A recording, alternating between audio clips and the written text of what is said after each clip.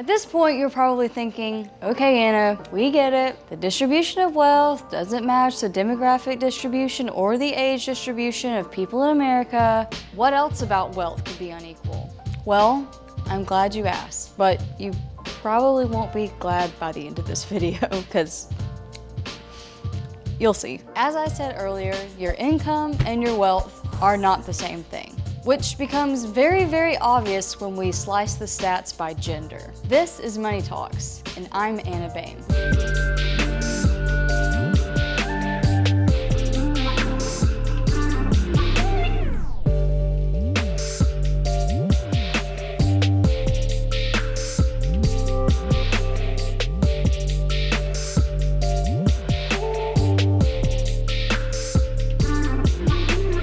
Like I said earlier, wealth and income are not the same thing, so don't get it twisted.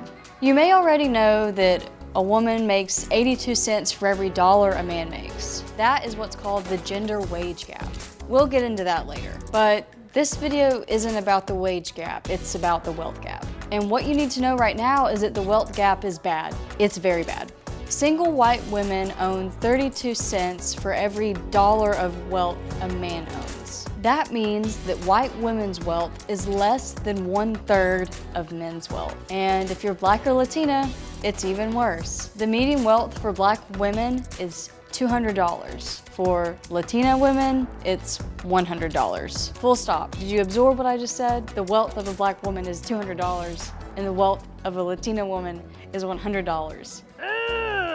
There's 3 additional factors besides gender that determine what a woman's wealth is likely to be. These 3 factors also contribute to the wealth gap, and they are race, motherhood, and gender roles. When we talk about the gender wealth gap, we also have to consider the racial wealth gap. This is what intersectionality is. If you're Latina, you're not only facing the fact that you are Latina, but also that you're a woman. The same is for all women of color.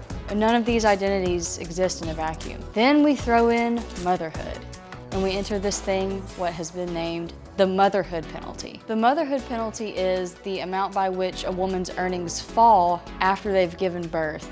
And this is weighed against what their earnings were the year before they gave birth. Mothers in the US who work full-time are paid on average 69 cents for every dollar that a father makes in the United States. That comes out to about $18,000 less per year.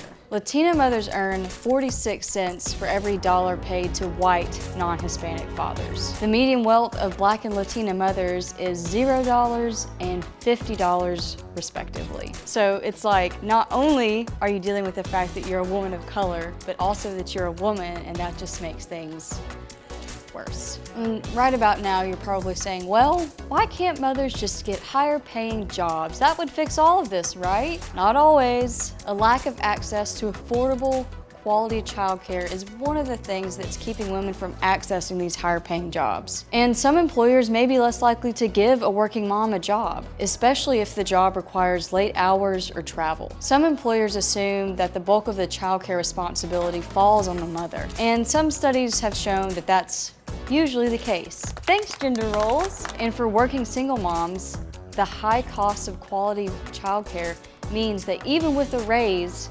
moms may not be able to afford the daycare bill. And in this post-COVID world where daycare might not be an option, obtaining childcare is going to be even more difficult. Thanks to gender roles and our culture of shame, women are less likely to ask for a raise, and they're less optimistic about the option of getting a raise compared to men. One study of the gender wealth gap said that the wealth gap is closing at a snail's pace. The study estimated it would take more than 200 years for women to catch up to men when it comes to wealth. But wait, what's that number everyone talks about? Something about 82 cents, or that's the gender wage gap. We mentioned that earlier. Currently, women earn 82 cents for every dollar a man makes. While this number is better than the wealth gap, it's still not very good. The good news is that there's evidence that the gender wage gap is beginning to close. Yay! Something fine! positive, finally, the whole series. According to a report from Pew Social Trends,